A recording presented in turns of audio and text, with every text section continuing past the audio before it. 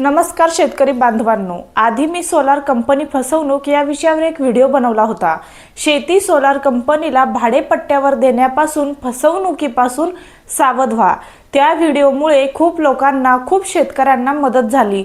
अनेकांनी मला फोन करून सांगितले की त्यांनी त्यांच्या शेतात सोलार पॅनल किंवा प्रोजेक्ट बसवण्यापूर्वी माझ्या व्हिडिओमुळे सावध झाले आणि मोठे नुकसान टाळले। करारात बदल करून खूप मोठे फायदे झाले। पण जे मधले पैसे खाणारे लोक आहेत, एजंट, दलाल सारखे जे शेतकऱ्यांना लुटणारे लोक आहेत, त्यांना त्या व्हिडिओचा प्रचंड त्रास झाला। त्यामुळे त्यांनी मला धमक्या दिल्या, माझ्या चॅनलवर कमेंट करून बदनामी करण्याचा प्रयत्न केला। पण तरीही मी व्हिडिओ बनवत आहे, कारण शेतकऱ्यांची फसवणूक थांबवणे हेच माझे ध्येय आहे। आज मी हा व्हिडिओ अगदी सोप्या आणि स्पष्ट भाषेत सांगत आहे, तेही पुराव्यासहित, जेणेकरून तुम्ही सर्वांनी डोळे उघडे ठेवून निर्णय घ्यावा आणि फसवणूक होऊ देऊ नये। शेतकरी बांधवांनो, तुम्ही म्हणता ते अगदी बरोबर आहे। महाराष्ट्रात शेती परवडत नाही। कमी भाव, दुष्काळ, सिंचनाची कमतरता, कर्जाचा बोजा या सगळ्या समस्या आहे। 2025-26 मध्येही शेतकऱ्यांचे उत्पन्न कमी राहिले आहे। उदाहरणार्थ, विदर्भ आणि मराठवाड्यात दुष्काळामुळे हजारो शेतकरी कर्जबाजारी झाले आहेत। अशा वेळी सोलार कंपनीला जमीन भाड्याने देऊन प्रति एकर 50,000 किंवा त्यापेक्षा जास्त मिळवणे ही मदत वाटते। आता ह्या स्कीमचे फायदे बघा। आर्थिक मदत। महाराष्ट्र सरकारच्या मुख्यमंत्री सौर कृषी वाहिनी योजना अंतर्गत शेतकरी जमीन भाड्याने देऊ शकतात। प्रति हेक्टर 1.25 लाख रुपये वार्षिक भाडे मिळू शकते, साधारण 50,000 प्रति एकर। उदाहरणार्थ, अवाडा ग्रुपने 2025 मध्ये 1132 मेगावॉट सोलार प्रकल्प उभारले, ज्यामुळे हजारो शेतकऱ्यांना भाडे आणि दिवसा वीज मिळाली। हे भाडे 3% वार्षिक वाढीसह 25 ते 30 वर्षे मिळते, ज्यामुळे दुष्काळग्रस्त भागात जसे सांगली, सोलापूर शेतकऱ्यांना स्थिर उत्पन्न मिळते। त्यानंतर सरकारचे प्रोत्साहन। सरकार सुद्धा ही योजना जोरदार प्रमोट करत आहे। 2026 पर्यंत 16,000 मेगावॉट डिसेंट्रलाइज सोलार प्रकल्प उभारण्याचे उद्दिष्ट आहे, ज्या शेतकऱ्यांना दिवसा स्वस्त वीज 3 रुपये प्रति युनिट मिळेल। PM कुसुम योजनेअंतर्गत 2025 मध्ये महाराष्ट्राला 1,154 कोटी रुपये मिळाले, ज्यामुळे 7,75,000 सोलार फीडर प्रकल्प मंजूर झाले। एशियन डेव्हलपमेंट बँकेने 2025 मध्ये $540 मिलियन लोन दिले, ज्यामुळे 1,000 मेगावॉट सोलार क्षमता वाढेल आणि 9 लाख शेतकऱ्यांना फायदा होईल। हे फायदे खरे आहेत, विशेषतः दुष्काळग्रस्त भागात जिथे शेती तोट्यात आहे। तरीही मी सावध राहा म्हणून का सांगितले? वास्तविक समस्या आणि उदाहरणे बघा। शेतकरी बांधवांनो, फायदे आहेत पण तोटेही आहेत। साध्या मोजणीसाठी तुम्हाला वर्षानुवर्षे तहसीलदार कार्यालयात चक्रा माराव्या लागतात, तर इतक्या मोठ्या करारात फसवणूक झाली तर काय? तुमची इतकी कष्ट केलेली जमीन, जी आईसारखी आहे, जीव लावलेली आहे, एका झटक्यात देण्याआधी विचार करावा। सरकार प्रमोट करते पण प्रत्यक्षात शेतकरी अडकतात। तोटे बघा। आता तोटे बघा। भाडे आणि फसवणुकीचे धोके। भाडे 50,000 प्रति एकर मिळते, पण ते निश्चित नाही। कंपनी बंद पडली किंवा प्रोजेक्ट विकला तर। PM कुसुम योजनेअंतर्गत 2025-26 मध्ये जमीन भाड्याचा खर्च 25 ते 30% वाढला आहे, ज्यामुळे प्रकल्प उशिरा होत आहेत आणि शेतकरी अडकतात। उदाहरणार्थ, जळगाव जिल्ह्यात 1100 एकर जमीन सोलारसाठी दिली, पण काही शेतकऱ्यांना भाडे थांबले आणि ते कोर्टात अडकले। कर्नाटकातील पावगडा सोलार पार्कमध्ये शेतकऱ्यांना 21,000 प्रति एकर भाडे मिळते, पण जमीन नापीक झाली आणि पुढच्या पिढीला नुकसान झाले। जमीन नापीक आणि भविष्यातील नुकसान। सोलार पॅनलसाठी कॉन्क्रीट, खांब आणि केबल टाकले जातात। 30 वर्षांनी जमीन परत मिळते, पण शेती योग्य राहत नाही। महाराष्ट्रात लँड बँकिंग आणि शेती प्लस सोलार प्रमोट होत आहेत, पण प्रत्यक्षात छोट्या शेतकऱ्यांना 80% ज्यांची जमीन 1.34 हेक्टर आहे, यांना फायदा कमी होतो। उदाहरणार्थ, गुजरातच्या कूच जिल्ह्यात 800 एकर जमीन सोलारसाठी घेतली, पण शेतकरी म्हणतात की जमीन विकता येत नाही आणि कर्ज मिळत नाही। कराराची समस्या बघा। करार 50 ते 60 पानांचं इंग्रजीत। शेतकरी समजू शकत नाहीत। विवाद झाल्यास मुंबई किंवा दिल्ली कोर्टात जावे लागेल। महाराष्ट्र लँड रेव्हेन्यू कोड 1966 अंतर्गत लीज नोंद होते, पण एक्झिट क्लॉज नसतो। उदाहरणार्थ उत्तर प्रदेशाच्या सहारनूर प्लांटमध्ये शेतकरी फसले कारण करार एकतर्फी होते. सरकारी प्रमोशन पण संरक्षण कमी. सरकार प्रमोट करते 7,000 मेगावॉट उद्दिष्ट आहे म्हणून, पण छोट्या शेतकऱ्यांना संरक्षण नाही. एडीबी लोनने 2025 मध्ये $460 मिलियन दिले. लँड ॲक्विजिशन समस्या कायम आहेत. महाराष्ट्रात 2026 पर्यंत 41.5 गिगावॉट सोलार वाढले, पण लँड लिझिंग खर्च वाढल्याने डिले होत आहे. त्यानंतर कराराबाबत बघा, ही छोटी गोष्ट नाही. शेतकरी बांधवांनो, करार ही छोटी गोष्ट नाही. तुम्ही म्हणता ते बरोबर आहे. करार मराठीत घ्या, वकिलांकडून तपासा, सोलार स्कीमचे फायदे बघा. आता देशासाठी ह्या स्कीमचा फायदा बघा. कोळसा डिझेलवर अवलंबन कमी होईल. रिन्युएबल ग्रीन एनर्जी वाढेल. तसेच क्लायमेट चेंजच्या विरोधात हा खूप महत्त्वाचा उपाय होईल. भारताची आंतरराष्ट्रीय प्रतिमा मजबूत होईल. हे फायदे मुख्यतः देशाच्या मोठ्या पातळीवर असतात. सोलार स्कीममुळे कोळसा आणि डिझेलसारख्या पारंपरिक ऊर्जा स्रोतांवर अवलंबन कमी होते, ज्यामुळे प्रदूषण कमी होते आणि पर्यावरणाचे रक्षण होते. भारताने 2030 पर्यंत 500 गिगावॉट नॉन फॉसिल एनर्जीचे उद्दिष्ट ठेवले आहे आणि सोलार प्रकल्प हे त्यात मोठे योगदान देतात. क्लायमेट चेंज विरोधात हे उपाय म्हणजे ग्रीनहाऊस गॅसेस कमी करणे, ज्यामुळे हवामान बदलाचे परिणाम जसे की दुष्काळ किंवा अतिवृष्टी कमी होऊ शकतात. भारताची आंतरराष्ट्रीय प्रतिमा मजबूत होते कारण जगभरात ग्रीन एनर्जीचे प्रमोशन केले जाते आणि भारतासारख्या देशाला कार्बन क्रेडिट्स मिळतात, ज्यामुळे आर्थिक फायदा होतो. पण हे फायदे शेतकऱ्यांना थेट मिळत नाहीत. ते देशाच्या एकूण विकासासाठी असतात.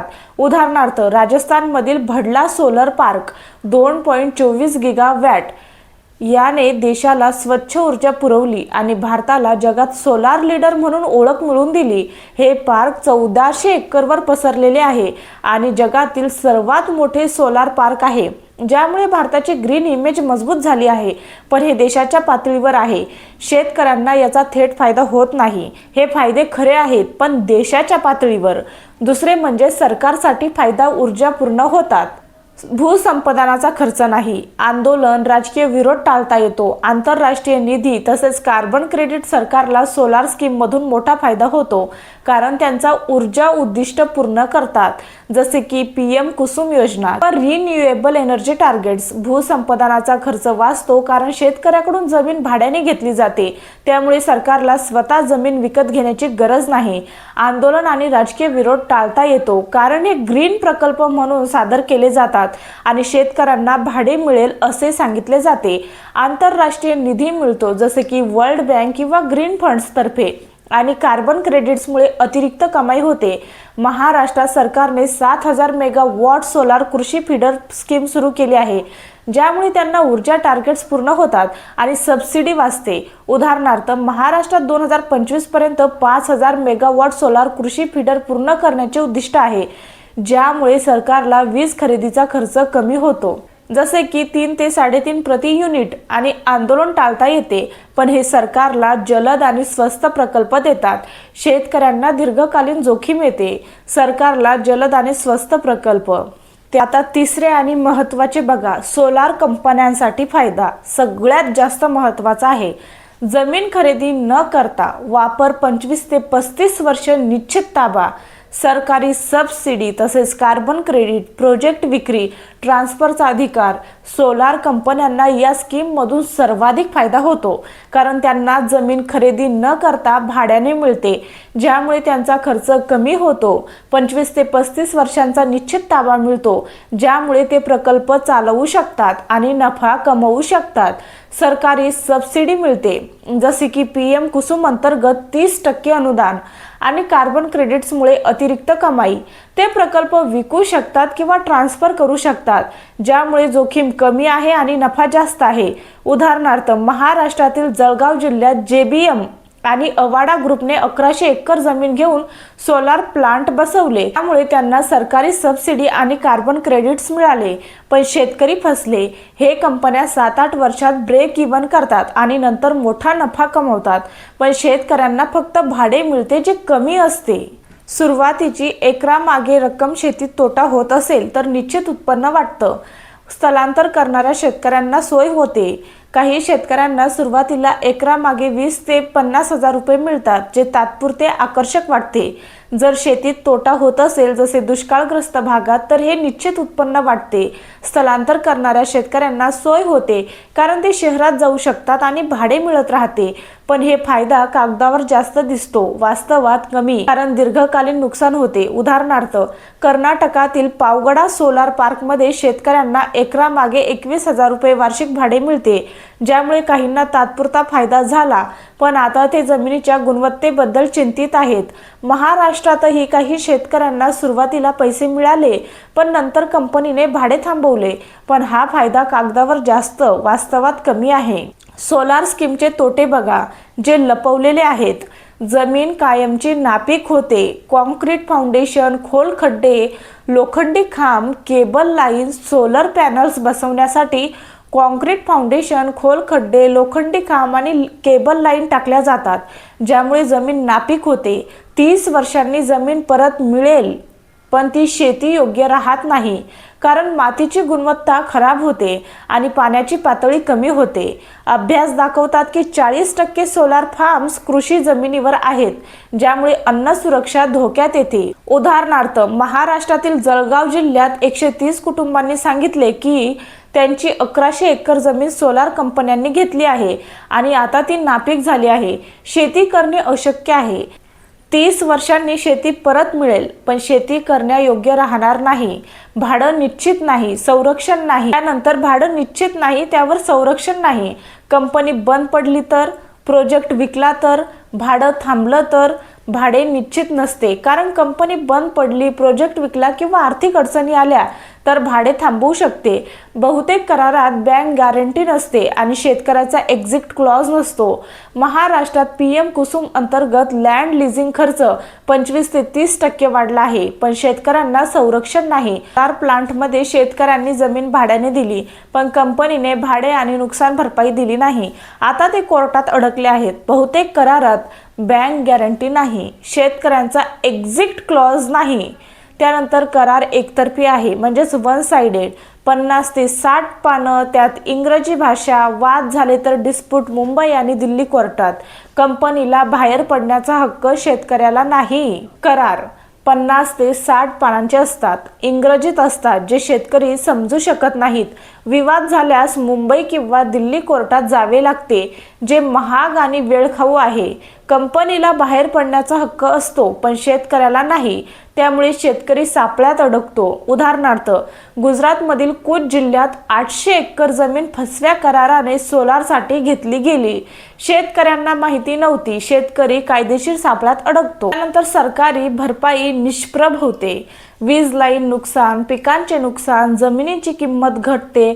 वीज लाईन, पिकांचे नुकसान किंवा जमिनीची किंमत कमी झाली तरी सरकारी भरपाई मिळत नाही, कारण करारात नो कंपन्सेशन पेएबल अशी ओळ असते। JR किंवा SDLC दर लागू होत नाहीत।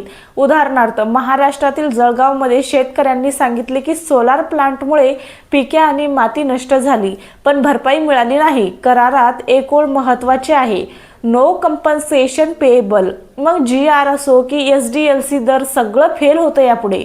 त्यानंतर 5वं महत्त्वाचं, रोजगाराचा खोटा आश्वासन मिळेल सांगतात, प्रत्यक्षात बाहेरचे कामगार स्थानिक शेतकऱ्यांना नाही। कंपन्या नोकरी मिळेल असे सांगतात, पण प्रत्यक्षात बाहेरचे कामगार आणतात आणि स्थानिकांना नोकऱ्या मिळत नाहीत। उदाहरणार्थ, जळगावमध्ये शेतकऱ्यांनी सांगितले की नोकऱ्या देण्याचे वचन होते, पण मिळाल्या नाहीत। त्यानंतर महत्त्वाचं, पुढच्या पिढीवर परिणाम।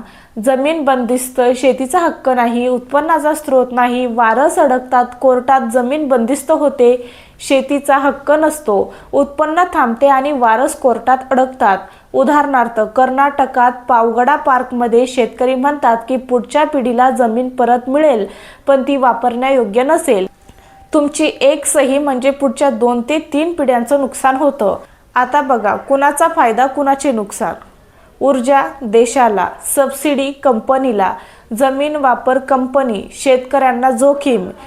नफा कंपनीला, भविष्य शेतकऱ्याची पिढी ही तुलना दाखवते की ऊर्जा आणि सबसिडीचा फायदा देश आणि कंपनीला होतो, पण जोखीम आणि नुकसान शेतकऱ्यांना. उदाहरणार्थ, जळगाव केसमध्ये कंपनीला नफा झाला पण शेतकऱ्यांची पिढी नुकसानीत झाली. हे बघा, सोलार स्कीम वाईट नाही, पण शेतकऱ्यांना संरक्षण न देता राबवलेली सोलार स्कीम धोकादायक आहे. शेतकऱ्यांनी काय केल्याशिवाय जमीन देऊ नये. सर्वात महत्त्वाचं, बँक गॅरंटी. किमान 5 ते 10 वर्ष बँकेची गॅरंटी असावी. त्यानंतर जमीन पूर्ण स्थापनेची लेखी हमी असावी. करार मराठीत असावा. एक्झिट क्लॉज शेतकऱ्यासाठी महत्त्वाचा आहे. येणे किंवा पर्यावरण परवानगी तपासणी, त्यानंतर वकील आणि महसूल रेकॉर्ड पडताळणी, हे चेकलिस्ट पाळा. उदाहरणार्थ, कर्नाटकात जिथे करार लोकल भाषेत नव्हते तिथे शेतकरी फसल्या गेले आहेत. आता काही महत्त्वाचे प्रश्न बघा. सोलारसाठी दिलेली जमीन विकता येत नाही, याचा कायदेशीर अर्थ काय? जमीन विकण्यावर थेट बंदी कोणत्याही कायद्यात नाही, पण प्रत्यक्षात विक्री अशक्य का होते हे समजून घ्या. कायदेशीर स्थिती: सोलार प्रकल्पासाठी जमीन सेल डीडने नव्हे तर रजिस्टर्ड लीज डीड 30 ते 35 वर्ष किंवा डेव्हलपमेंट ॲग्रीमेंट तसेच पॉवर ऑफ अटर्नी अशा स्वरूपात दिली जाते. त्यानंतर सोलार प्रकल्पासाठी जमीन सामान्यतः विकली जात नाही तर लीज, भाडे करार किंवा डेव्हलपमेंट कराराच्या स्वरूपात दिली जाते. हे करार 30 ते 35 वर्षांचे असतात, ज्यामुळे जमीन बोजा असलेली होते.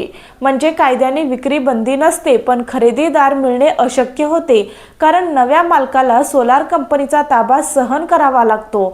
बँका कर्ज देत नाहीत कारण करारामुळे जमिनीवर दुसऱ्याचा हक्क असतो.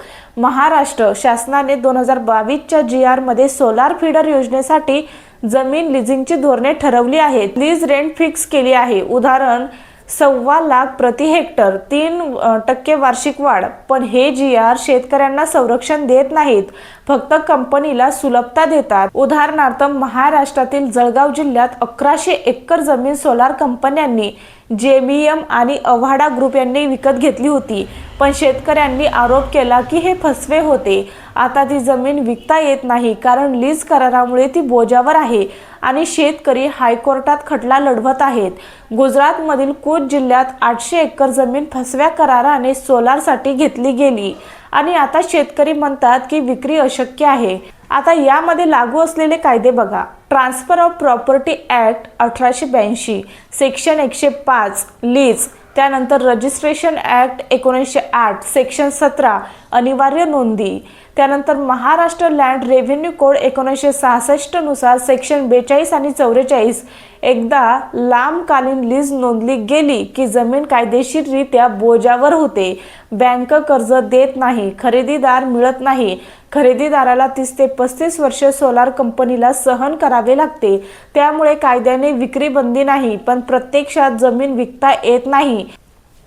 त्यानंतर दुसरा प्रश्न, एकदा करार झाला की तो करार रद्द करता येत नाही, हे कुठल्या कायद्यानुसार? सत्य काय आहे ते बघा. करार रद्द करता येतो, पण सोप्या पद्धतीने नाही. कायद्याने करार रद्द करणे शक्य आहे, पण सोलार कंपन्या करारात penalty clause, lock in period आणि आर्बिट्रेशन क्लॉजेस टाकतात, ज्यामुळे शेतकरी अडकतो. हे करार 50 ते 60 पानांचे असतात इंग्रजीत आणि शेतकरी समजू शकत नाहीत. रद्द करण्यासाठी खूप मोठी नुकसान भरपाई द्यावी लागते आणि खटले 10 ते 15 वर्ष चालतात. उदाहरणार्थ, उत्तर प्रदेशातील सोलार प्लांटमध्ये शेतकऱ्यांनी जमीन लीज केली, पण कंपनीने भाडे थांबवले आणि करार रद्द करण्यासाठी शेतकरी कोर्टात गेले. तिथे पेनल्टी क्लॉजमुळे ते अडकले. महाराष्ट्रात तसेच झाले. जळगाव जिल्ह्यात 130 शेतकरी कुटुंबांनी आरोप केला की करार फसवे होते आणि आता बॉम्बे हायकोर्टात 2024 ते रद्द करण्यासाठी लढत आहेत, पण आर्बिट्रेशन खर्चामुळे ते महाग पडत आहे. सुप्रीम कोर्टाने अशा केसेसमध्ये जसे CESC versus Sai Sudhir energy 2025 सांगितले की फोर्स मेजर नोटीस न दिल्याने करार रद्द करणे कठीण आहे. यावर लागू असलेले कायदे बघा. इंडियन कॉन्ट्रॅक्ट ॲक्ट 1872 नुसार सेक्शन 73 नुकसान भरपाई तसेच सेक्शन 74 दंड. Specific relief act 1963 section 27 cancellation of contract. प्रत्यक्ष अडचण इथे येते. करारात सोलार कंपनीने penalty clause, lock in period, arbitration clause, jurisdiction Mumbai किंवा दिल्ली घातलेली असते.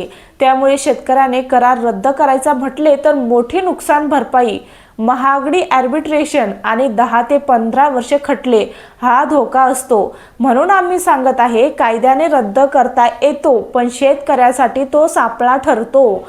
सोलार कंपनी शेतकऱ्याचे संरक्षण करत नाही, उलट शेतकरी स्वतः अडकतो आणि शेतकऱ्यांना कंझ्युमर कोर्ट लागू होत नाही, कारण हे कमर्शियल कॉन्ट्रॅक्ट आहे. दाद मागण्यासाठी सिव्हिल कोर्ट किंवा हायकोर्टला जावे लागेल, पण आर्बिट्रेशन क्लॉजमुळे ते महाग पडते.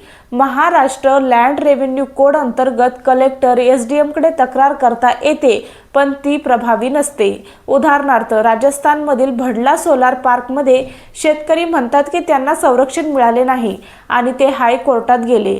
तसेच महाराष्ट्रातील जळगाव केसमध्ये बॉम्बे हायकोर्टाने सांगितले की कंपन्यांनी पर्यावरण क्लिअरन्स घेतल्या नाहीत, पण शेतकऱ्यांना अजून न्याय मिळाला नाही.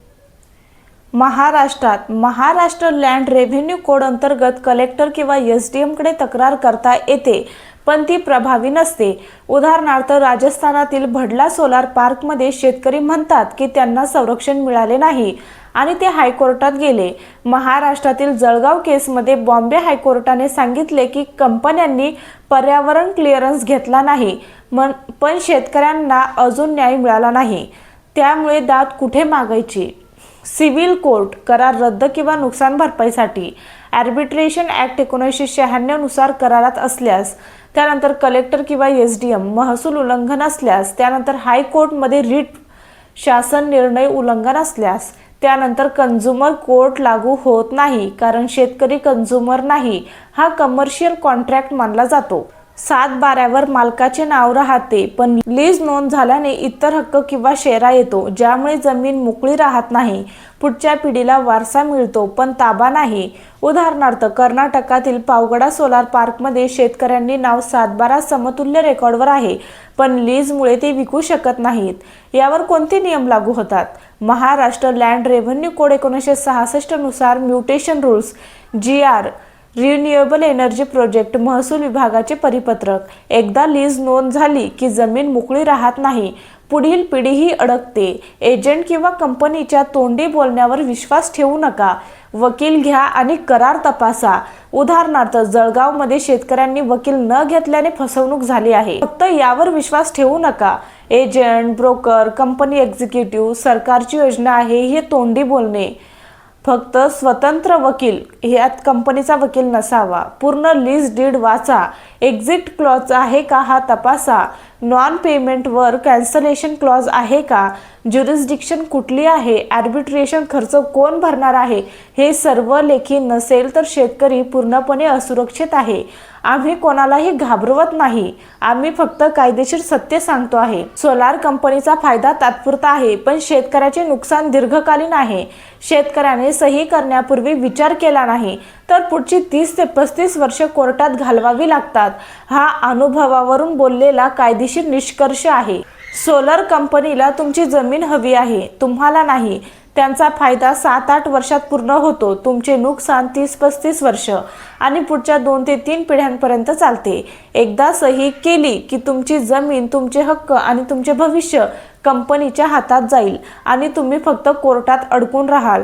खरे सत्य हे आहे, कायद्याने तुम्ही करार रद्द करू शकता, पण मोठी पेनल्टी, महागडी आर्बिट्रेशन आणि 10 ते 15 वर्षाचे खटले भाड्याने देण्यापेक्षा जास्त महाग पडतील. तुमची जमीन बोजावर होईल, विकता येणार नाही, कर्ज मिळणार नाही. पुढच्या पिढीला वारसा मिळेल पण ताबा नाही. भरपाई करारात एक ओळ असते, नो कंपन्सेशन पेएबल, म्हणजे पिकांचे नुकसान, वीज लाईनचे नुकसान, माती खराब होणे, काहीच भरपाई मिळणार नाही. त्यानंतर नोकऱ्या, स्थानिकांना नोकऱ्या मिळतील हे फक्त बोलणे आहे. प्रत्यक्षात बाहेरचे कामगार आणले जातात. देशासाठी सोलर हवी आहे, पण शेतकऱ्याला संपवून नाही. जळगाव, पावगडा, कुस, सहारनपूर, भडला हे सगळे उदाहरण सांगितले आहे. एकदा सही केली की शेतकरी कंपनीच्या सापळ्यात अडकतो. कंपनी नफा कमवते आणि निघून जाते. शेतकरी कोर्टात, कर्जात आणि निराशेत राहतो. त्यामुळे विचार करून निर्णय घ्यावा. धन्यवाद.